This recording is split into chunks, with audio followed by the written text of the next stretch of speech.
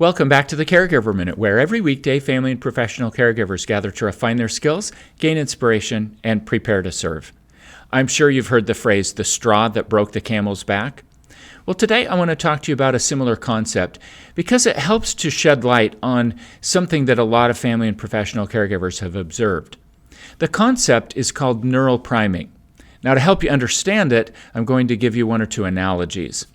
Every spring when the grass grows, and I have to get out my lawnmower, and it hasn't run for a few months, I put some gas in the tank, and then there's a little bulb that I press 3 times, and that moves some gas through the system so that when I pull the cord, that engine fires right up. That bulb is called a priming bulb, and when an engine is primed, it's ready to fire up. It's that much closer to having the magic happen. Here's another analogy to help you understand the concept of neural priming. Imagine that you're out hiking and you're walking along the edge of a tall cliff. If you're just a foot away from that cliff, then one wrong step and over the edge you go. But if you're 20 feet away from the cliff and you take one step closer to it, you're really not at any greater risk of falling off.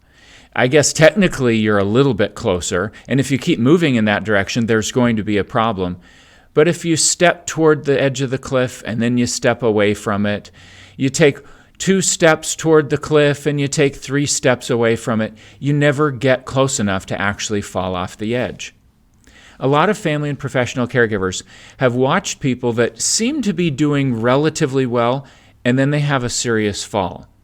And it's like the world falls apart after that. They're never the same. Their cognition drops, their ability to interact is devastated, and sometimes it feels like they've gone off the edge. The reason that happens is that the brain is neuroprimed.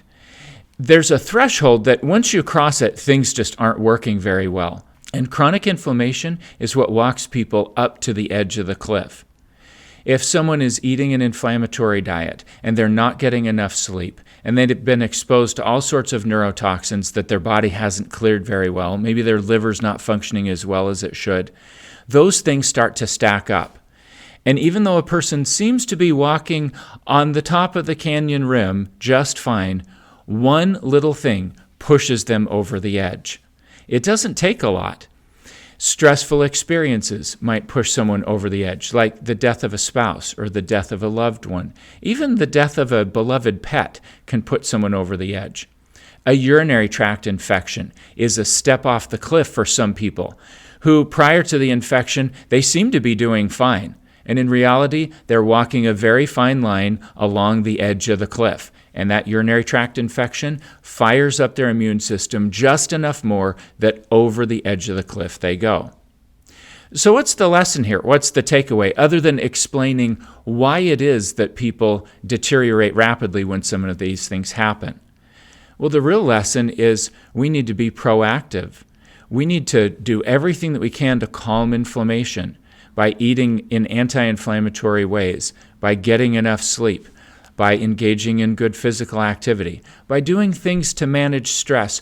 All of these foundational principles back us away from the edge of the cliff so we're less likely to go over when one of those events takes place.